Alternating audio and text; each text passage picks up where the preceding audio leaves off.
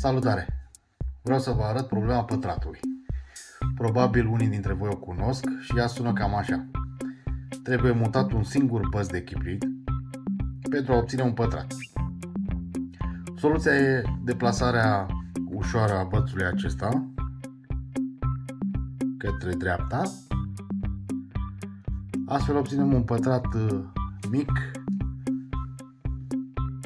aici în mijloc. Aici.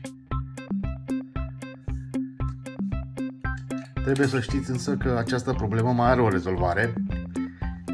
Luăm așadar bățul acesta și îl așezăm aici în poziția aceasta. Obținem astfel cifra 4, care este un pătrat perfect. Mulțumesc!